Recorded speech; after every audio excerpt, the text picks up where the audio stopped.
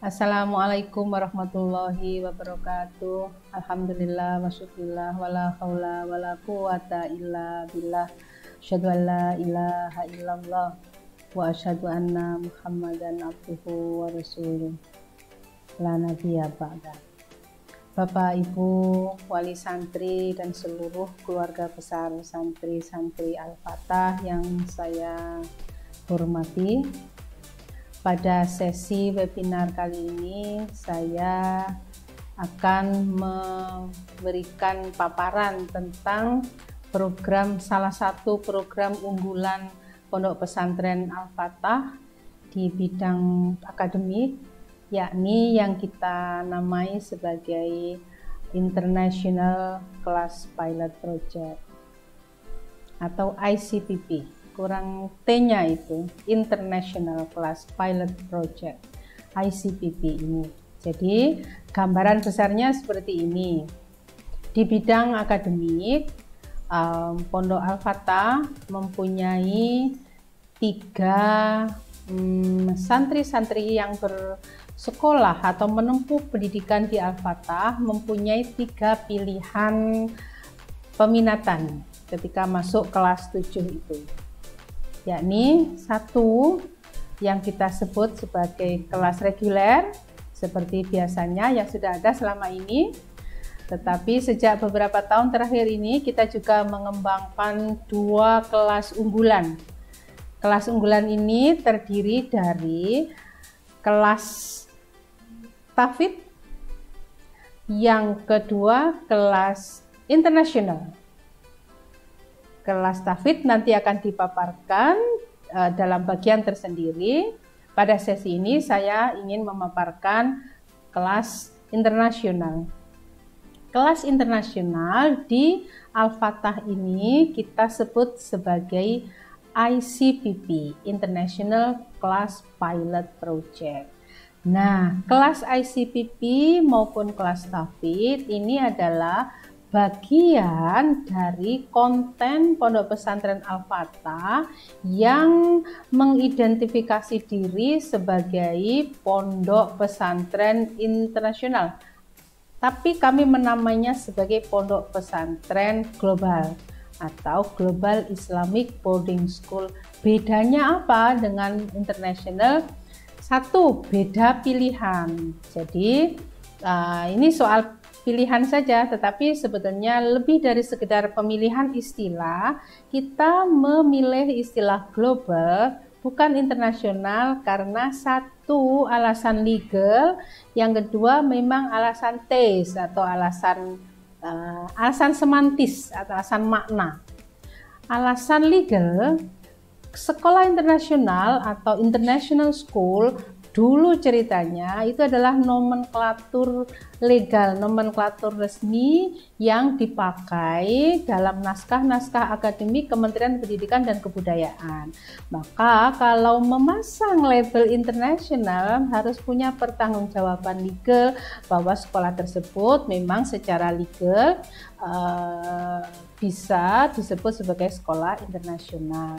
Sekolah internasional yang dulu pernah dirintis dalam program pemerintah yang disebut Rintisan Sekolah Berbasis Internasional atau RSBI, yang karena beberapa alasan sudah programnya teraborsi dan tidak dilanjutkan lagi, maka sekarang ada istilah nomenklatur baru yang disebut sebagai Sekolah Pendidikan Kerjasama atau SPK.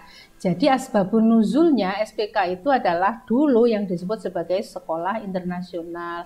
Maka kami menghindari hal-hal yang nyerempet-nyerempet urusan legal, kami tidak memakai istilah internasional. Lagi pula, secara semantis atau makna global ini lebih inklusif. Jadi normatif dan inklusif. Seseorang bisa saja lebih pada mental, pada sikap, pada cara berpikir. Kalau internasional lebih pada lebih geografis begitu. Jadi seseorang bisa saja tidak pernah pergi kemana-mana ke dunia negara lain, tapi punya pikiran global karena edukasi, karena kultur sekolah dan sebagainya dan sebagainya. Maka di Al-Fatah kami ingin menghadirkan attitude atau cara pandang, sikap yang global, yang mendunia pada komunitas Al-Fatah, termasuk para santri, wali santri, dan seluruh pengasuh guru dan murid-murid Al-Fatah untuk mempunyai taste, mempunyai rasa, mempunyai mental karakter global. Jadi tidak harus kemana-mana, tidak harus pergi ke ujung dunia lain, tidak harus pergi ke luar negeri untuk mempunyai sikap mental yang global, lebih pada edukasi dan pada kultur.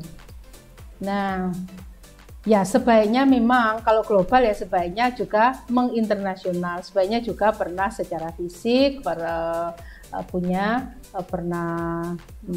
pergi ke negara-negara lain, mengecam pendidikan di negara-negara lain. Nanti saya jelaskan selanjutnya. Di Al-Fatah bagaimana? Al-Fatah kebetulan adalah sekolah global yang bertes internasional dan juga sudah mempunyai berbagai koneksi, berbagai jaringan, dan berbagai kerjasama dengan lembaga-lembaga pihak-pihak di luar negeri. Maka insya Allah Al-Fatah bisa mengklaim diri sebagai Global Islamic Boarding School atau pesantren global yang sudah internasional. Salah satu realisasi atau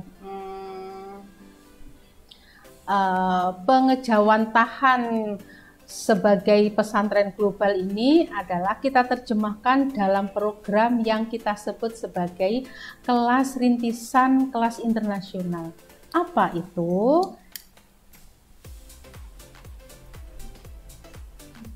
Jadi kelas internasional ini yang saya jelaskan tadi, perbedaan antara international school, global school, boarding school, dan global Islamic boarding school. Nah, nanti saya jelaskan. Yang disebut sebagai ICPB atau kelas internasional rintisan ya, ingat rintisan kelas internasional di pesantren Al-Fatah ini kita latar belakangnya. Kita itu mengidentifikasi bahwa sebagaimana kita ketahui, kita hidup di abad 21 itu ditandai dengan perubahan yang sangat cepat. Bapak Ibu pasti bisa merasakan hal ini. Perkembangan teknologi informasi, persaingan yang sangat ketat antar bangsa. Nah, dan selama hal-hal yang saya sebutkan di atas menghasilkan berbagai macam perubahan yang nyata menurut berbagai survei, dan bisa kita amati sendiri bahwa kita itu hidup di negara, kita ngomong yang ASEAN dulu lah, kita itu hidup di sebuah kawasan di mana pada abad 21 ini karena berbagai macam perjanjian kerjasama itu kita sudah melihat bahwa di negara kita dan semua negara-negara ASEAN dan di negara dunia ini tidak bisa lagi membendung hadirnya tenaga kerja asing. Tidak bisa karena kita terikat dengan perjanjian ACTA misalnya dengan masyarakat ekonomi ASEAN atau MEA. Tidak bisa lagi, ya tidak bisa. Dan kita sudah menyaksikan bahwa tenaga kerja asing dari manapun negaranya sudah ada di negara kita. Dan kita tidak boleh melarangnya karena kita terikat dengan berbagai perjanjian antar negara. Yang kedua, pada abad 21 ini dengan berbagai macam fenomena di atas menghasilkan belajar lintas negara. Artinya gini, pelajar-pelajar di negara-negara ASEAN dan bahkan sekarang Asia itu bisa belajar dari satu negara ke negara lain dengan lebih leluasa. Misalnya, gampangnya, jadi pelajar Indonesia termasuk pondok pesantren, khususon pondok pesantren Al-Fatah bisa belajar ke negara-negara lain di ASEAN dan di Asia lebih leluasa. Artinya, misalnya gampangnya, tidak butuh visa lagi kalau di ASEAN. misalnya. Atau kalau belajar dalam waktu lama tidak butuh visa selama kalau kunjungannya sebagai pengunjung atau turis. Tetapi kalaupun harus mengunjungi atau berdiam di negara lain di ASEAN dalam waktu yang lama, misalnya untuk belajar, itu juga pasti akan lebih mudah urusan izin tinggalnya atau visanya. Dan Pondok Pesantren Al-Fatah sudah sebelum ada pandemi COVID-19 ini, Pondok Pesantren Al-Fatah sudah mempunyai beberapa mitra sekolah-sekolah di luar negeri di ASEAN, di Thailand, di Malaysia, dan di Vietnam untuk santri-santri Al-Fatah untuk belajar di negara-negara tersebut, dan negara-negara santri-santri dari negara tersebut belajar di Al-Fatah. Akan tetapi qadarullah datanglah pandemik COVID-19 itu yang menghentikan sementara rencana kegiatan belajar lintas negara-negara ASEAN ini. Semoga segera berlalu pandemi ini. Yang ketiga, perubahan-perubahan itu menyebabkan lahirnya kompetisi silang antar bangsa ASEAN. Jadi semua negara-negara ASEAN ini boleh mendirikan rumah sakit, boleh mendirikan lembaga pendidikan, mengajar, belajar di antara negara-negara ASEAN ini. Kalau kita tidak membekali anak-anak kita dengan bekal yang cukup untuk berkompetisi antar negara-negara ini, maka ya kasihanlah anak-anak kita. Keempat, meleburnya budaya ASEAN. Nah, ini penting sekali. Dengan kondisi komunikasi dan interaksi yang sangat cair seperti sekarang, maka leburnya atau berbaurnya budaya-budaya antar negara-negara, terutama di ASEAN ini amat sangat mudah. Kalau anak-anak kita gagap, artinya itu kita membekalinya hanya terbatas sekali seperti yang kita berikan selama ini dalam skup yang lokal. Maka ketika mereka bertemu karena lalu lintas informasi dan interaksi yang sangat cair dan tidak bisa kita bendung sebagai orang tua maupun sebagai guru, anak-anak kita akan gagap. Apa yang disebut sebagai culture shock, gagap budaya.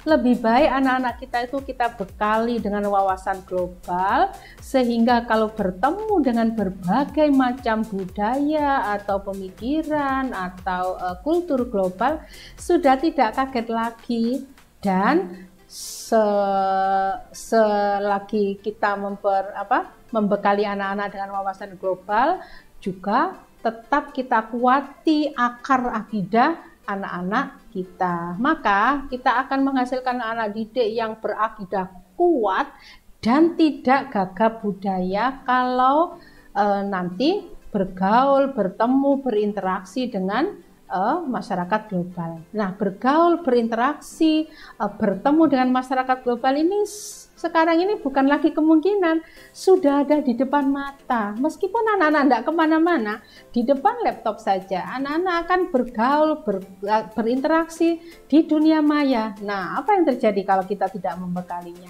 Maka program internasional, wawasan global ini amat sangat urgent menurut penilaian kami. Yang kelima, perubahan-perubahan yang terjadi bisa terjadi perkembangan komunikasi dan transportasi. Sudah saya jelaskan tadi.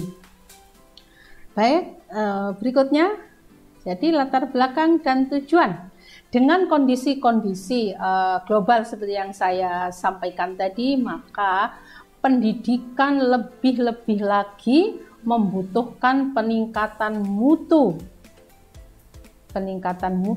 dan jangan terlalu elitis. Maksudnya gini, jadi pendidikan global, wawasan global, membekali anak-anak dengan bekal yang cukup untuk bergaul di dunia global ini, itu jangan lagi menjadi milik sekelompok orang saja atau sekelompok masyarakat di kelas masyarakat tertentu. Misalnya gampangnya, ini hanya yang bisa mengecap pendidikan internasional itu hanya yang di sekolah-sekolah A, B, C, D tertentu, di kelompok masyarakat tertentu, dengan kelas sosial tertentu atau etnis tertentu, tidak boleh lagi. Semua orang, terutama pondok-pondok pesantren, harus juga mendapatkan atau mengecap pendidikan global ini. One way or another, kita ikhtiarkan supaya wawasan global tidak menjadi monopoli kelompok masyarakat atau kelas masyarakat tertentu saja, sehingga kita semakin ketinggalan di belakang dan dada-dada, goodbye, habislah kita. Yang kedua, jadi itu kenapa kita merintis atau mengikhtiarkan pendidikan internasional di pondok kita, pendidikan global. Sekarang sekolah bertaraf internasional, ya, meskipun sekarang memakai kata internasional, yang kita identifikasi di pondok kita sebagai global, ya. Sekolah bertaraf atau bertes berasa internasional. Ciri-cirinya harus syarat mutu, berimbas ini tidak hanya kalau ada sekolah internasional, kalau ada pendidikan global atau pendidikan yang bercita rasa internasional, imbasnya tidak hanya pada anak-anak misalnya lebih bisa berbahasa Inggris, tidak. Imbasnya akan nabrak kemana-mana, akan menyentuh berbagai aspek di dalam kultur sekolah. Aspek kurikulum, aspek SDM, aspek sarana prasarana. Jadi nanti ini imbasnya akan positif untuk atmosfer akademik yang lebih bagus. Menjangkau rakyat. Jadi pendidikan global itu kita inginkan, kita cita-citakan tidak hanya monopoli sekelompok masyarakat tertentu saja. Kita hadirkan pendidikan global, kita hadirkan cita rasa internasional di pesantren-pesantren. Salah satunya di pesantren Al-Fatah yang akan membawa sivitas pesantren ke horizon yang lebih luas, ke cakrawala internasional. Sok internasional, tidak cukup kita hidup di dunia kita dan kita selamat dunia akhirat. Tidak bisa lagi seperti itu, karena kitanya baik, tapi di luar, di dunia kita mendapatkan gempuran dari segala penjuru mata angin kepada anak-anak kita, dari berbagai arah, dengan berbagai media. Rasanya hampir mustahil kita memagari anak kita, kecuali kalau kita masukkan anak kita itu di dalam kamar, di rumah, dikunci cret, di penjara,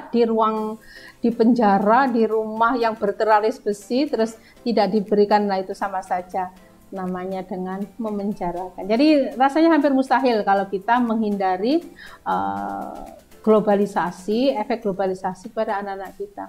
Jadi satu-satunya cara adalah membekalinya juga dengan senjata yang sama, dengan serbuan atau bombardir hal-hal yang bersifat global dari berbagai arah dengan berbagai media.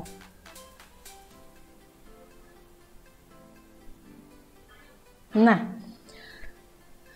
intinya pendidikan global, atau kita tadi kan ngomong di pesantren kita mempunyai program ICPP atau International Class Pilot Project itu.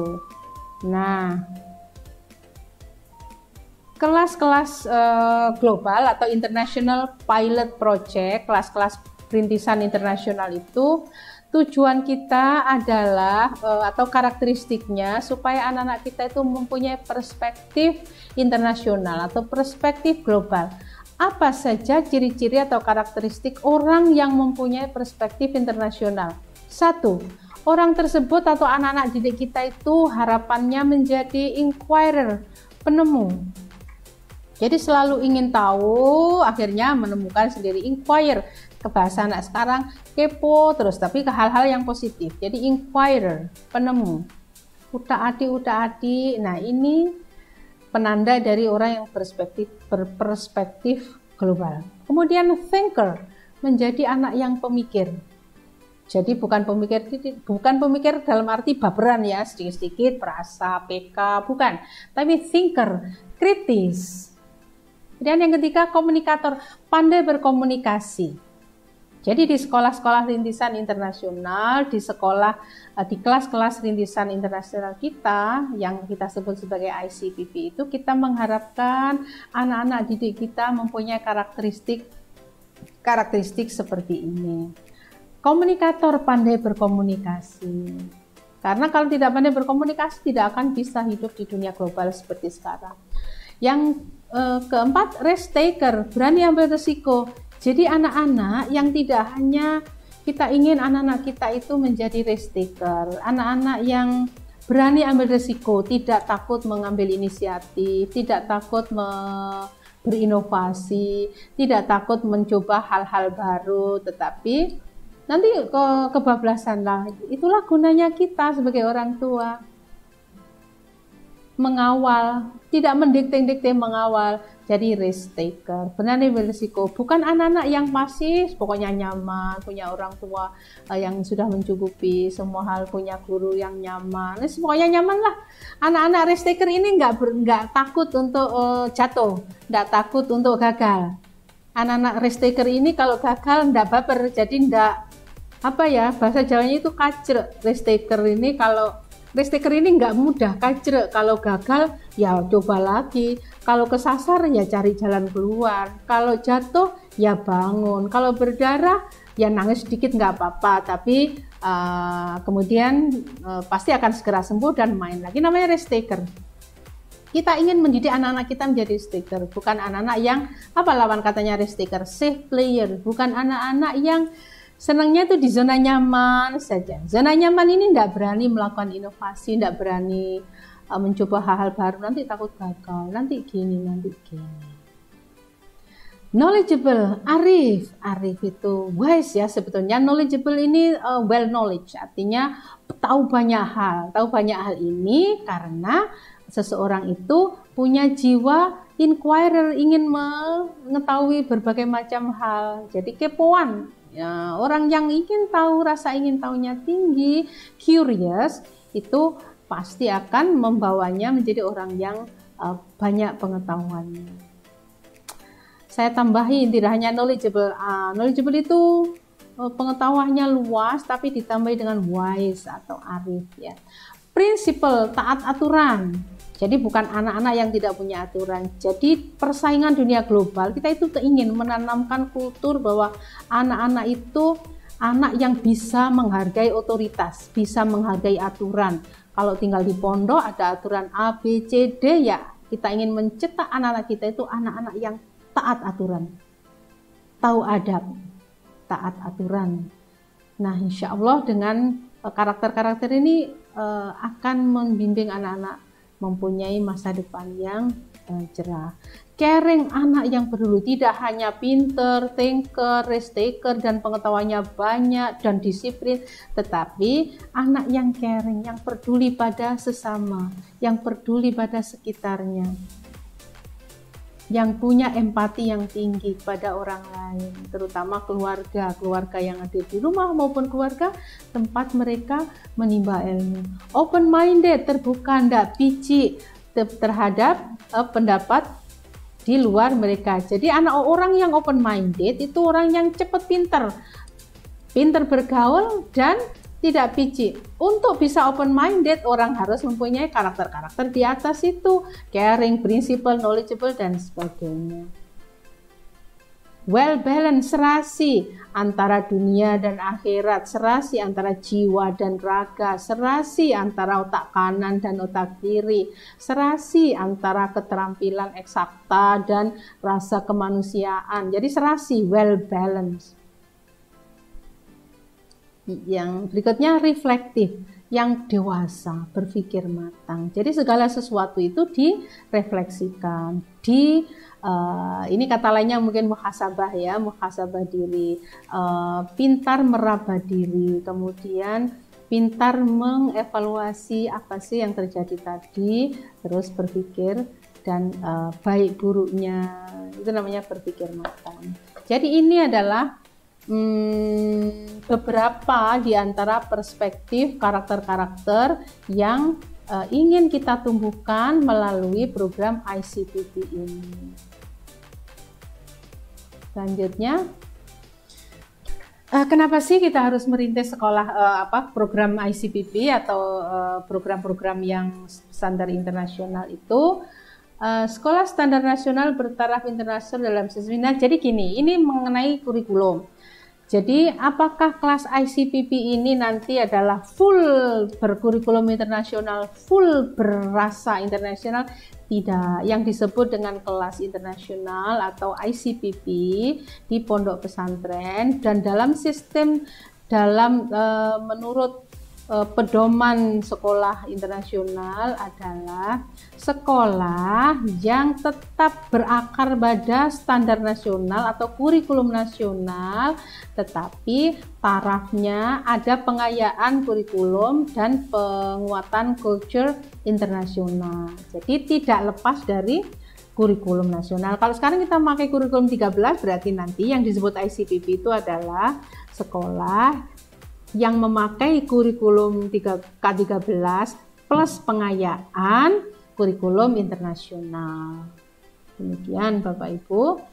Visinya pengembangan pribadi anak-anak yang cerdas, harmonis, intelektual, emosional, spiritual, aktualisasi diri.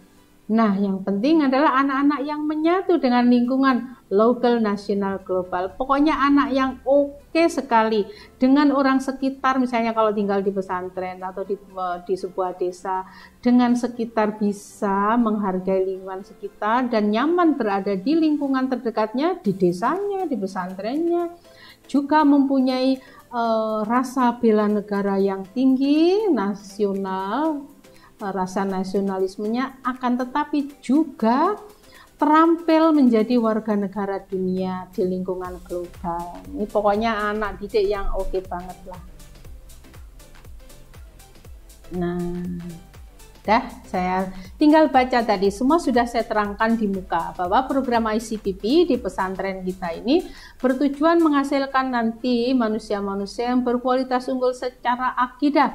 Jadi mohon tidak salah paham, program rintisan internasional ICPP ini justru kita menguati, sembari menguati akidah anak-anak ini, kuat unggul secara akidah, moral, intelektual, produktif, dan memiliki komitmen yang tinggi. Pokoknya anak-anak yang terampil, mempunyai kecerdasan spiritual dan kecerdasan sosial yang cukup tinggi. Itu semua dibutuhkan untuk bergaul di dunia global, bersaing dengan bangsa lain. Kalau zaman dulu ya, zaman kita muda dulu, mungkin 10 tahun yang lalu, 10-15 tahun yang lalu, kita ngomong bersaing dengan bangsa lain itu seperti di awang-awang ya. Alah, nggak usah bersaing dengan bangsa lain, kita sudah cukup hidup di desa kita, di provinsi kita, di negara kita, hidup nyaman, aman dari gangguan dan tidak ada yang mengganggu. Sekarang tidak bisa lagi. Kitanya nggak mengganggu, tapi dunia global datang menyerbu ke kita. Sekarang cari kerjaan misalnya tidak bisa lagi seperti dulu. Cari kerjaan di sini, semua ladang pekerjaan boleh dimasuki orang asing misalnya. Semua hal. Nah, sekarang tidak bisa kita, saya tidak bersaing kok dengan bangsa lain, tidak bersaing dengan bangsa lain, tapi bangsa lain yang datang kepada kita menciptakan persaingan dengan kita di rumah kita sendiri. Jadi tidak perlu pergi ke luar negeri untuk bersaing dengan bangsa lain. Kita diam aja di sini, persaingan datang sendiri. Bukan kita yang bersaing, tetapi bangsa lain yang datang ke rumah kita, ke negara kita untuk bersaing dengan kita di rumah kita sendiri. Kalau anak-anak kita bekali, apa kata dunia nanti anak-anak kita? Oke, pengembangan Global School dan Global School ini sekali lagi adalah rumah besarnya Al-Fatah sebagai sekolah global, pesantren global, dan di dalamnya ada program ICPP. Pengembangannya ada 3 tahap: perencanaan, pelaksanaan, dan evaluasi program. Perencanaan sudah kita lewati, jadi Bapak Ibu sekalian, ini adalah tahun kedua kita melaksanakan atau merintis program ICPP, program International Class Pilot Project di Al-Fatah. Tahap perencanaan insya Allah sudah kita lewati. Sekarang tahun kedua kita sudah mulai, jadi kita itu adalah bayi yang lahir kemudian langsung berjalan. Jadi bukan perencanaan, kalau 3 tahap ini adalah tahap standar yang yang selama ini dikenal dalam rintisan sekolah internasional, yaitu tahap perencanaan. Akan tetapi pesantren kita tahap perencanaan itu langsung, jadi kita learning by doing. Kita merencanakan sekaligus menjalaninya. Kemudian pelaksanaan otomatis tahun kedua, ini adalah pelaksanaan tahun kedua yang sekaligus sudah kita evaluasi tahun pertama kemarin. Saya percepat tahap perencanaan karena ini sudah kita lewati dan alhamdulillah desain program sudah kita kerjakan, kemudian tujuan dan keluaran sudah, sasaran sudah kita tentukan, personel pelaksana sudah settle, schedule kegiatan sudah settle, anggaran sudah settle, mobilisasi sarpras. Ya, dari berbagai faktor 1 sampai 8 pada tahap perencanaan ini mungkin 80-85% sudah kita penuhi. Jadi ada beberapa kekurangan kita tetap ikhtiarkan untuk sempurnakan. Pada tahap pelaksanaan, jadi kita sudah mempunyai organisasi pelaksana dan divisi tugas yang sudah tertata, yakni ada pimpinan proyek atau PIC lah, pimpinan proyek yang kebetulan saya sebagai penanggung jawab ICPP. Yang kedua, saya juga sudah punya tim teknis terdiri dari para pimpinan unit satuan pendidikan dan jajaran kurikulumnya. Bapak Ibu guru, ada tim leader sudah terbentuk dengan rapi dan tenaga pendidik. Jadi semua unsur pelaksana program ICPP ini alhamdulillah nomor 1 sampai 4 sudah siap. 1 tahun kemarin kita kuati dan insya Allah pada tahun kedua ini tim pelaksana ICPP insya Allah sudah running well. Tahap evaluasi dan pelaporan kita lewati saja ini. Nah, pengembangan. Nah, ini yang unik. Menurut standar pengembangan sekolah internasional atau sekolah global, tahap pengembangan ini secara teori standarnya dilakukan dalam masa 3 tahun. Pertama, di Al-Fatah ICPP kita ini ada pada tahun kedua. Dan jadi ini kita kalau sekolah gitu sekolah akselerasi ya, bukan sekolah normal ya. Ini kalau sekolah kan sekolah normal, tahap pengembangannya 3 tahun. Tapi kita di tahun kedua ini sudah di tahap pemberdayaan sebetulnya. Jadi kita coba kita lihat. Ini adalah tahap-tahap standar pengembangan sekolah internasional atau global school. Ini standarnya. Ada 6 tahun. Tahun pertama sampai ketiga itu pengembangan. Jadi masih tertatih-tatih, belajar berdiri, kemudian belajar Belajar berdiri, terus belajar jalan yang ngeleyang ke kiri ke kanan, jatuh-jatuh, belum jalan. Itu 3 tahun kalau standar pengembangan sekolah global itu. Kemudian tahap pemberdayaan itu 2 tahun supaya bisa jalan dengan tegak. Kemudian supaya bisa jalan tanpa jatuh. Kemudian tahun ke-6 lah baru tahap mandiri jalan. Sudah jalan tidak pernah jatuh, jalan sudah tegak.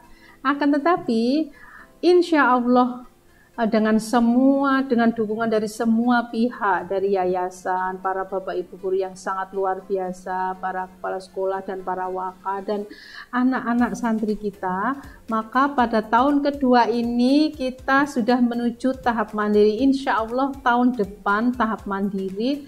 Tahap mandiri itu ditandai dengan kita mendapatkan lisensi dari lembaga kurikulum internasional. Jadi kita mengalami akselerasi separuh dari standar fase pengembangan sekolah internasional dengan berpeluh, berkeringat, berair mata, dan sedikit berdarah kalau pas jatuh misalnya keserempet. Nah, kita mengalami akselerasi pengembangan ICPP ini dari yang seharusnya 6 tahun, kita insya Allah mudah-mudahan tahun depan kita sudah ada di tahap mandiri. Artinya kita sudah betul-betul mandiri. Sudah mempunyai lisensi dari lembaga pendidikan asing. Oke. tahap pengembangan sudah saya jelaskan. Apa ini? Coba. Pengembangan tahun didampingi oleh tenaga dari lembaga profesional independen. Kebetulan alhamdulillah Pondok Pesantren Al-Fatah ini sudah di dalamnya banyak tenaga-tenaga profesional independen. Mohon izin, salah satunya saya sebagai penanggung jawab ICPP ini, saya sendiri adalah orang yang bergerak di bidang akreditasi sekolah internasional atau SPK. Jadi kita sudah melewati tahap pemberdayaan 4-5 tahun. Alhamdulillah kita lewati tahun kemarin. Jadi kemarin itu kita melewati 2 tahap sekaligus ya. Tahap pengembangan dan pemberdayaan kita lewati 1 tahun dengan berpeluh dan berkeringat. Ya ada 1 kurangan, 1-2, tapi insya Allah kita sempurnakan tahun ini.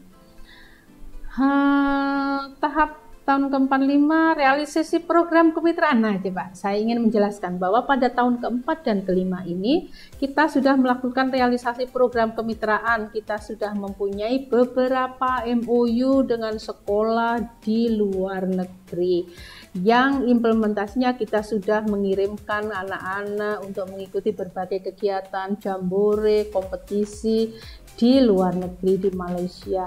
Terakhir kita dan kita sudah mendaftar untuk mengikuti MSF, mengikuti akademik festival akademik di sebuah pesantren yang besar di Thailand Selatan. Kita sudah mendaftarkan anak-anak kita, sudah mempunyai paspor dan sudah siap berangkat, bahkan sudah kemas-kemas, sudah ngepak perbekalannya dalam koper besar untuk mengikuti festival pelajar internasional di Thailand. Datanglah corona. Jadi panitia mengcancel atau mengcancel. Jadi menunda pelaksanaan festival tersebut sampai batas waktu yang tidak ditentukan karena datangnya pandemi ini. Gitu. Jadi pada tahap ini sudah kita lalui dan kita sudah punya kegiatan yang padat sekali tahun kemarin. Prinsip-prinsip pelaksanaan saya singkat saja ya.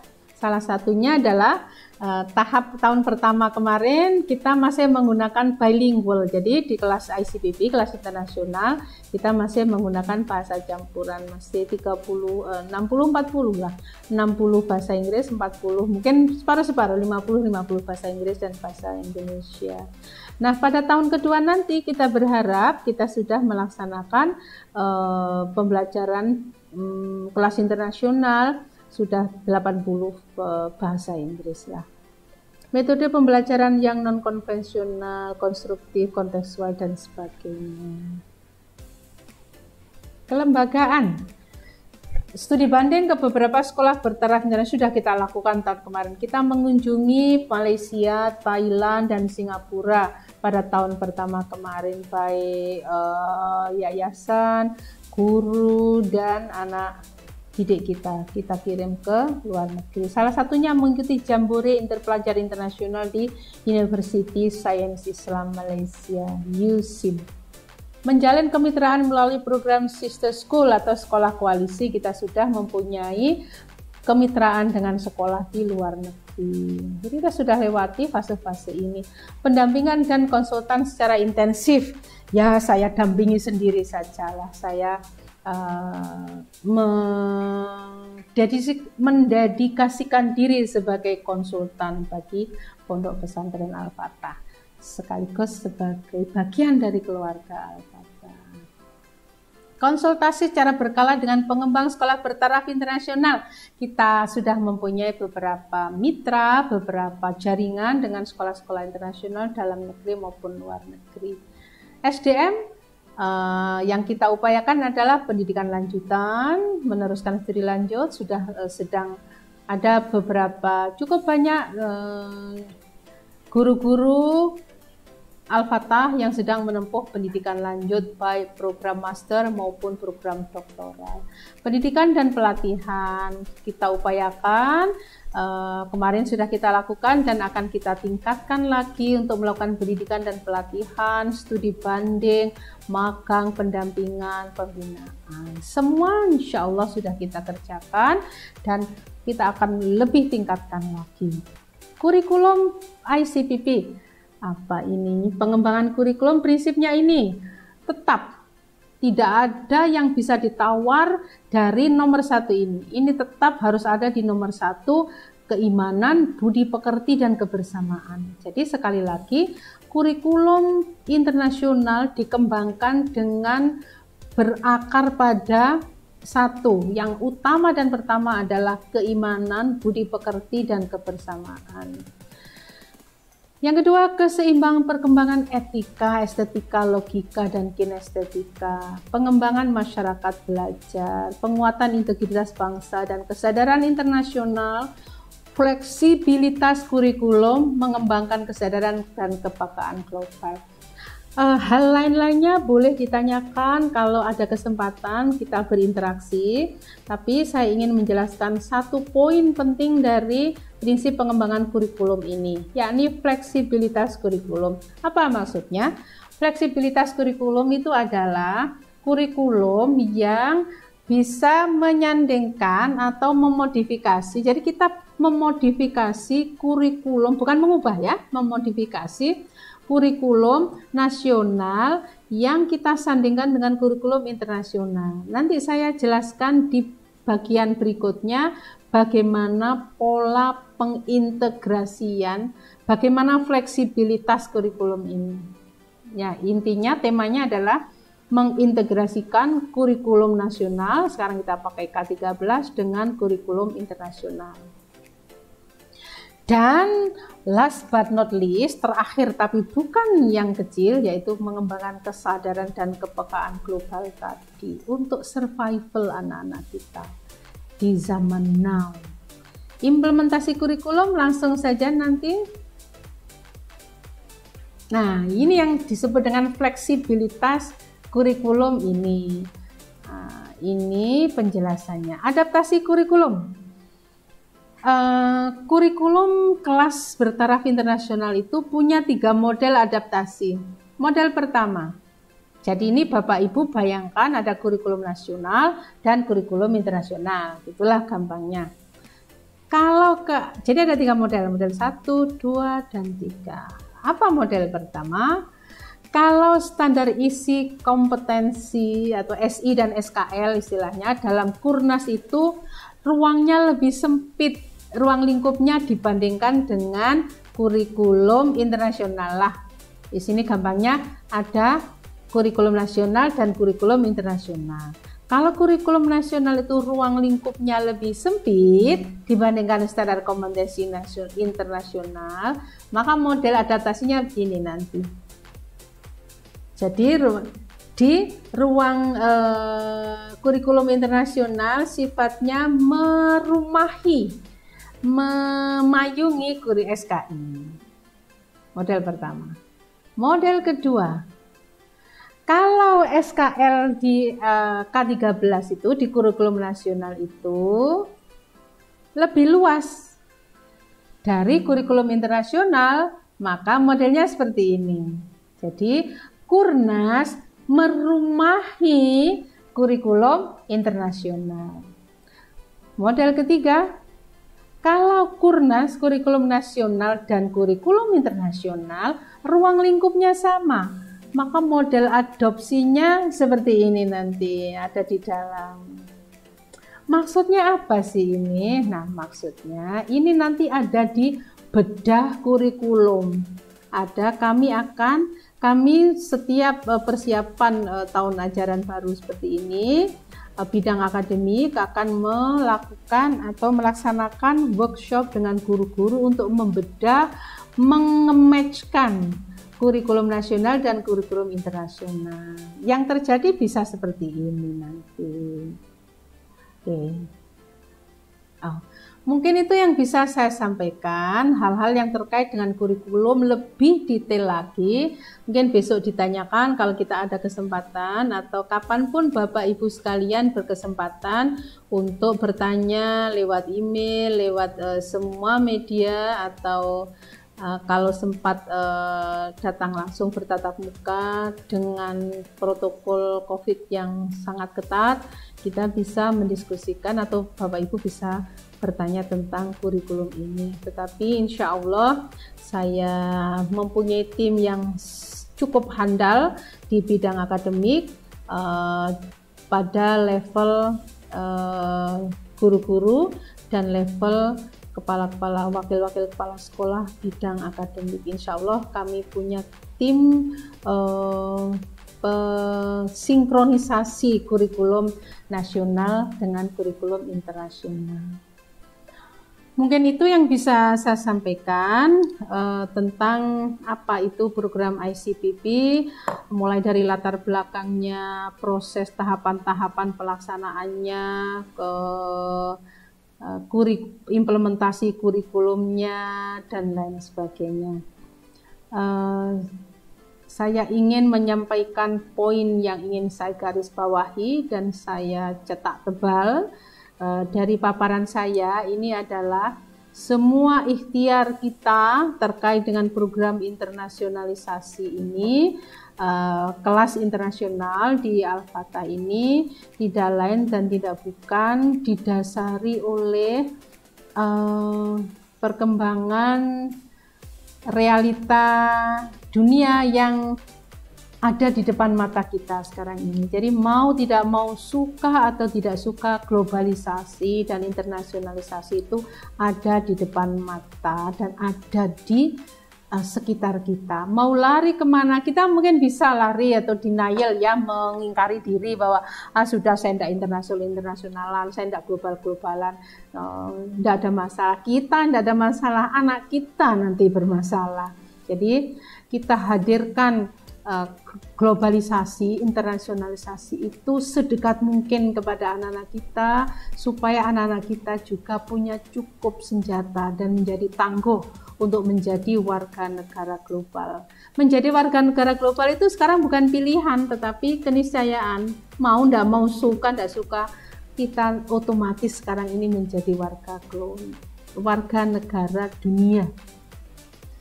Baik, mungkin itu yang bisa saya sampaikan. Kalau masih ada hal-hal yang ingin ditanyakan, disampaikan, bisa kita berkomunikasi di lain waktu pada kesempatan lain. Saya ingin mengucapkan terima kasih atas perhatian Bapak dan Ibu sekalian.